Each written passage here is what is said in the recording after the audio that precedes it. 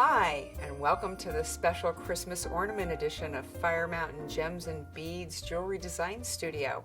I'm Lisa Pavelka, and I'm going to show you how to make an easy-peasy holiday ornament in just a few minutes. And it all starts with the two-part epoxy clay known as Apoxie Sculpt. I'm just mixing equal amounts of black and white together, and I'm using some disposable gloves to keep my hands from sticking to it. We're just going to mix it until we don't see any more marbling, and then mix it for another minute or so. We're going to use a little automotive protectant spray. You might know it under the name Armor All or STP Son of a Gun, and it's just a silicone-based spray. This is going to help keep it from sticking to the rollers of our machine. So now we've got our clay rolled out. It's nice and uniform and flat. If you've got any residue from that Armor All left, you're just going to tamp it. Now I'm going to take this and cut it in half, and I'm just going to use a smaller portion of it and set it aside. And I'm going to show you how to use my clay foils to get some really cool effects. So here I'm using my pearlescent foil.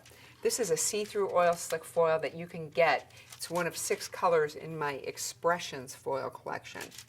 So we're going to lay it down with the color facing up. You burnish it on, and it's heat that makes it stick.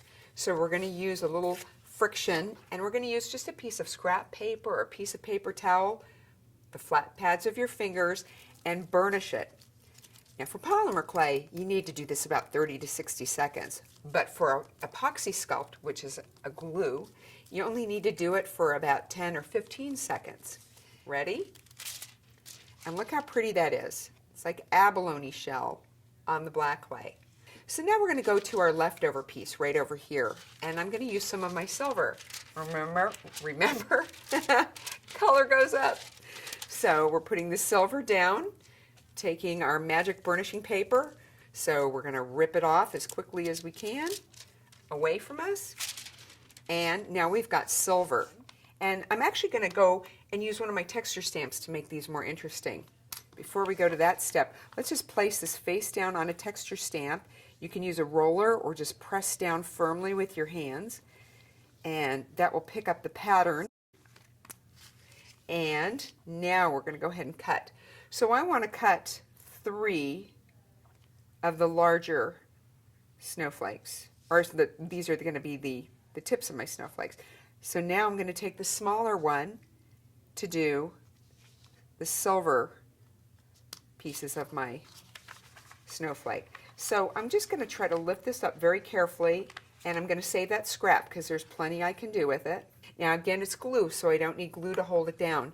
So for positioning my snowflake, I'm going to leave an opening in the center and put one of these at 1 o'clock or at 12 o'clock.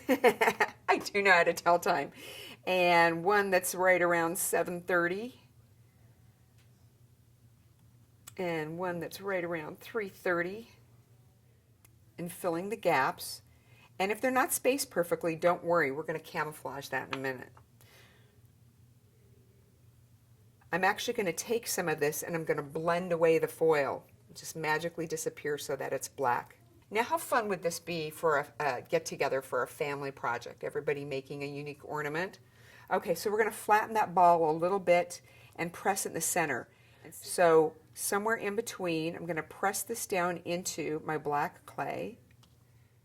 And then right in the center there, we're going to take a round flat back. I'm going to take this AB, or Aurora Borealis, press that in the center. And lastly, whoops, as an option, you can put something fun inside.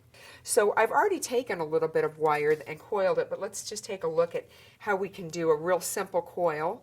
Just take a couple of colors, it can be 1 color or more, and we can use the handle of something like a paintbrush or a knitting needle, and I'm just coiling very randomly. I'm not worried about if they're evenly spaced or not. And then you can just push it into the opening, and I just keep pushing wire in until I'm happy with how full it is. The last thing I'm going to do is just put the cap on, just set it aside, let it cure, and hang it as soon as it's dry. Now, isn't that fun? So I hope you'll have fun making your own ornaments, in no time at all.